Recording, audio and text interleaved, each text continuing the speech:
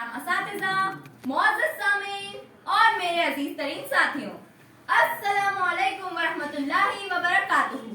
آج کی اس برس میں موضوع کی مخالفت میں اظہار خیال کرنے کی اجازت چاہتی ہوں۔ ہے دل کے لیے موت مشینوں کی حکومت، ہے دل کے لیے موت مشینوں کی حکومت، احساس مروت کو کچل دیتے ہیں آلات۔ محترم سامعین، جیسا کہ آپ کے علم میں یہ بات ہوگی کہ کورونا وبا کے بعد نہ صرف ملک کے حالات میں تیزی سے تبدیلیاں واقع ہوئیں بلکہ عالمی حالات پر بھی اس کے انتہائی منفی اثرات مرتب ہوئے۔ اس وبا نے جہاں خواتین کو ان کے شوہروں سے، بچوں کو ان کے والدین سے اور عوام الناس کو ان کے عزیزوں سے جدا کر دیا، وہیں کروڑوں لوگوں کے چولہے کی آگ سرد ہو گئی، معیشت بری طرح تباہ ہو گئی، ساری دنیا خوف اور تراسیم کی عالم میں پہنچ گئی۔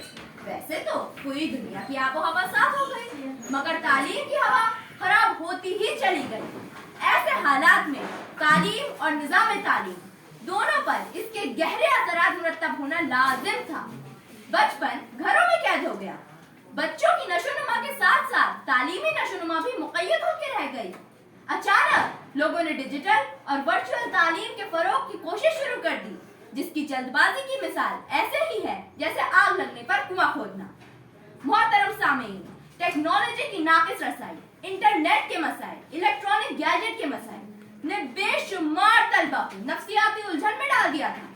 جن لوگوں کے پاس ایک کمرہ تھا اور ان کے 3 بچے تھے، وہ اپنے تینوں بچوں کو ایک ہی کمرے میں تعلیم کیسے دلا سکتے تھے؟ اور اگر کہیں اس کی شروعات ہوئی بھی تو موبائل اور کمپیوٹر کے مستقل استعمال نے طلبہ کو ذہنی مریض بنا دیا تھا۔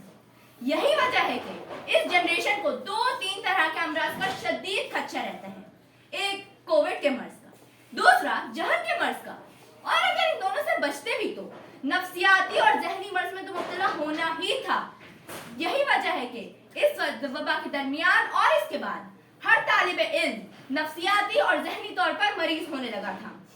چھوٹے طلبہ جنہیں ابھی لکھنے اور پڑھنے کا ڈھنگ سیکھنا تھا، اتنی ننھی سی عمر میں ان کا ڈیوائس سے پڑھنا ان کے اور ان کے والدین کے لیے بہت دشوار کن مرحلہ رہا۔ کئی لاکھ بچوں نے تو کورونا کے بعد اپنی تعلیم کو ہی الوداع کہہ دیا۔ جو لوگ کہتے ہیں کہ کورونا کے بعد تعلیم اور نظام تعلیم میں سدھار ہوا ہے، انہیں اپنی رائے پر نظر ثانی کرنی چاہیے۔ عزیزان گرامی قدر، اب آپ حضرات مجھے یہ بتائیے کہ کیا اسی کو تعلیمی نظام میں ترقی کہتے ہیں؟ عملی سرگرمیاں، ہم عمر طلبہ، درجے کا ماحول، اسکول میں نظم و ضبط سے رہنا، اساتذہ کی عزت، کیا یہ سب ٹیکنالوجی کی ترقی یا آن لائن کلاس سے آ سکتی ہیں؟ یہی وجہ ہے کہ گورنمنٹ نے خود اس بات کو تسلیم کر لیا کہ کورونا کے بعد جتنے بھی تعلیمی پروگرام چلائے گئے، یہ سب کے سب اپنے اصل مقصد میں کامیاب نہیں ہو سکے۔ چاہے وہ سمگر شکشا ہو، اکیڈمی کیلنڈر میں تبدیلی ہو، اسکول ریڈینس ماڈیول ہو، برج کورسز ہو یا نشٹھا ٹریننگ یا اساتذہ کو دی جانے والی ایپ ٹریننگ، یہ سب کے سب اپنے اصل مقصد میں ناکام ہو گئے۔ اس لیے برائے کرم کورونا کے بعد تعلیم میں تبدیلی کو ارتقاء کا نام دے کر تعلیمی ارتقاء کا نام بدنام نہ کریں۔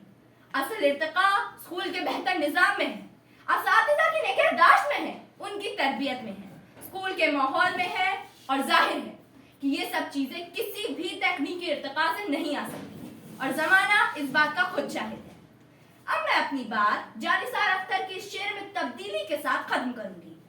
یہ اسکول، مدرسے، یہ رسالے، یہ کتابیں، یہ اسکول، مدرسے، یہ رسالے، یہ کتابیں عہد کورونا کی کلاسز کو بھلانے کے لیے ہیں۔ شکریہ۔